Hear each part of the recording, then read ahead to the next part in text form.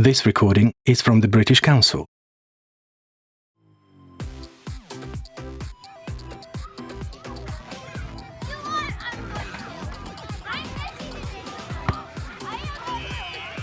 The sound of kids hanging out together.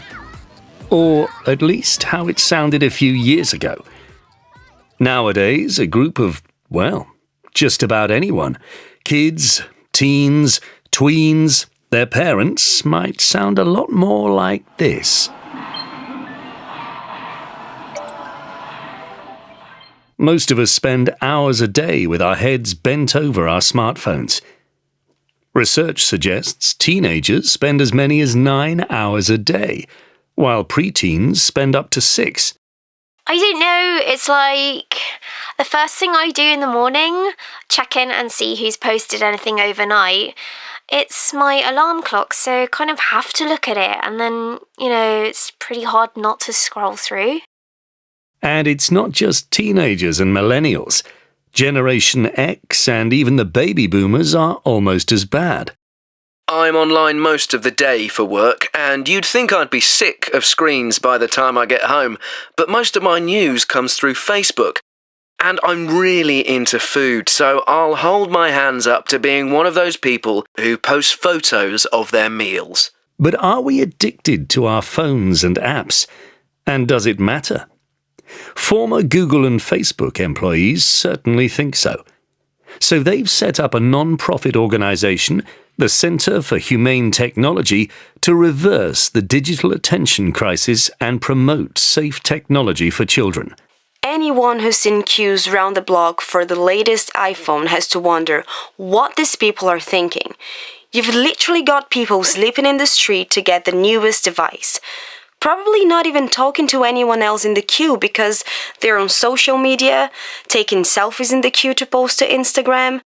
If that's not addiction, it's certainly obsession. A more formal definition of addiction describes it as a repeated involvement with an activity, despite the harm it causes. Someone with an addiction has cravings. That feeling that you haven't checked your phone for 2 minutes and can't relax until you get your hands on it again. They may have a lack of self-control and not realize their behavior is causing problems, like texting while cycling or falling off a cliff taking a selfie.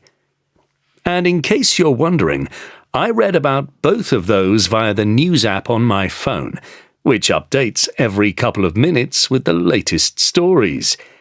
Definitely addicted. So the Truth About Tech campaign by Common Sense Media and the Centre for Humane Technology couldn't come fast enough for most of us.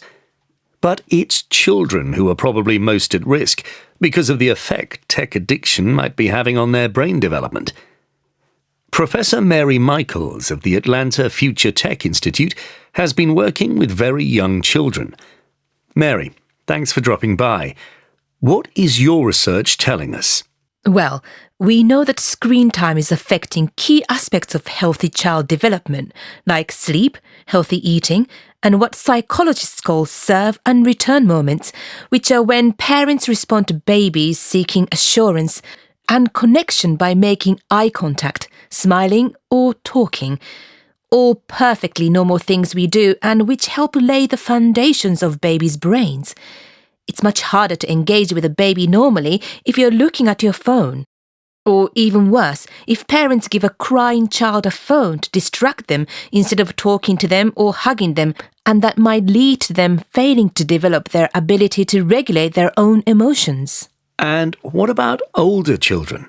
Again, we know that teenagers who spend a lot of time on social media are 56% more likely to report being unhappy and 27% more likely to suffer depression. Teenagers are especially vulnerable because they're more sensitive to highs and lows anyway, so we are looking at potentially higher instances of suicide, schizophrenia, anxiety, and addiction in teens, which is exacerbated by dependence on technology. It sounds like a vicious circle.